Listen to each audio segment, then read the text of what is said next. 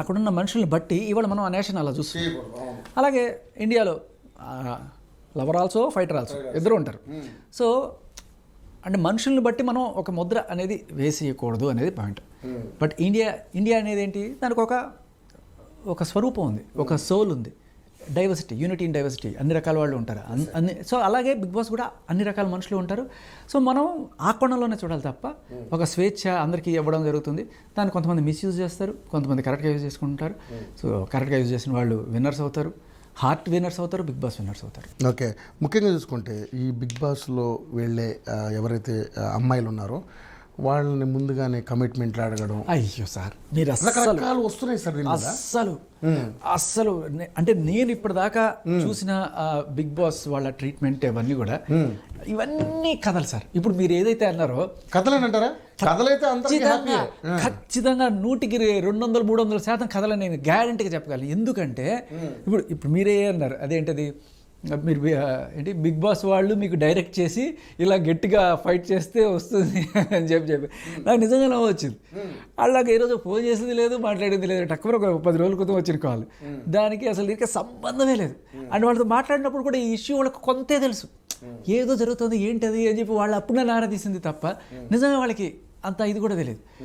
So మనం చాలా ఎక్కువ ఊహం చేసుకుంటుంటాం, నిజానికి అసలు కంప్లీట్లీ ఆపోజిట్ అనమాట.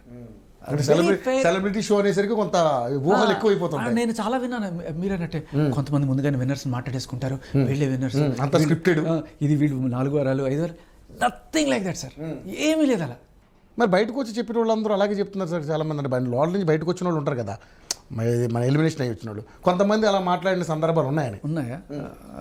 Maybe I should check. కానీ 2 రకాల మనుషులు ఉంటారు సార్ లైఫ్లో.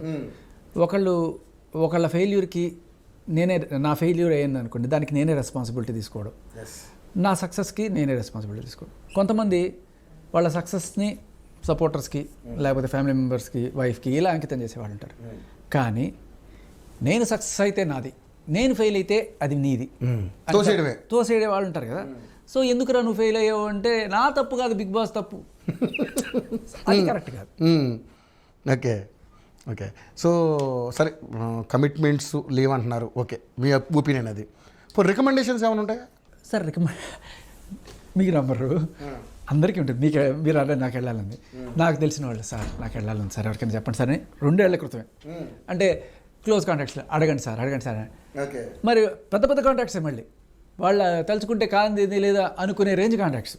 నేను పెద్ద ఛానల్స్లో వర్క్ చేశాను కాబట్టి అలా అడిగా. సరే చెప్తా ఉంటారు, వాళ్ళకి మాట వేయగలరు, అంతకుమించి ఓకే చూద్దాం అంటారు తప్ప వాళ్ళ క్రైటీరియాలో మనం ఫిట్ అయితేనే ఉంటుంది. అంటే కరెక్ట్గా చెప్పాలంటే తీసుకొచ్చి ఒక రికమెండేషన్ ఎంతవరకు అంటే గుర్రాన్ని చెరువు దాకా తీసుకెళ్ళడం వరకే, నీళ్ళు తాగడమా లేదా అనేది వాళ్ళంటే. సో అలా ఇదొకటే కాదు సార్. ఇప్పుడు నేను జెమినీ మ్యూజిక్లో యాంకరింగ్ చేసేటప్పుడు చాలామంది నేను యాంకర్ కావాలి రికమెండ్ చేయి అంటారు. ఖచ్చితంగా రికమెండ్ చేస్తాను. ఓకే కొంత వర్త్ అనుకున్నప్పుడు రికమెండ్ చేస్తాను.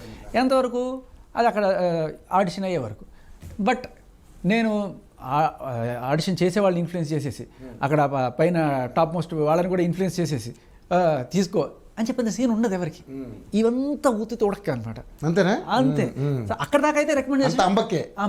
అక్కడ దాకా అయితే పేపర్ ఒకసారి ఈ ఫోటో చూడండి, ఇదిగో వీడి ప్రొఫైల్ ఇది అనేంతవరకు కొంతమంది తీసుకెళ్ళగలరు.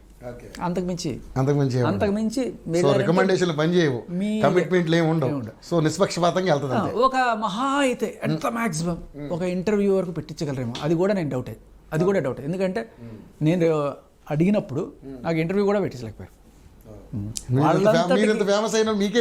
వాళ్ళంతటి వాళ్ళు ఏదో ఒకటి పిలుస్తారు. ఈ షోలో శేఖర్ భాష కావాలనుకుంటే డెఫినెట్లీ వస్తుంది. అంతే, మేరా నంబర్ ఆయగానే మనం వెయిట్ చేయాలి తప్ప, మనం దేవుణ్ణి మనం ఏం కావాలో కోరుకోవాలి తప్ప ఇలా ఏమని డిమాండ్ చేయకూడదు. రైట్. ఏంటి మీ గ్రౌండ్ ఎట్లా ప్రిపేర్ చేసుకున్నారు లోపలికి వెళ్ళడానికి? ఏమన్నా ప్లాన్ చేసుకున్నారా? అంటే గేమ్ని అందరికంటే చాకచక్యంగా ఆడాలని ఏమన్నా ఒక పన్నాగాలు ఏమైనా పన్నుతున్నారా? అసలు ఏం లేదు. నేను I'm a moderate chess player. Super.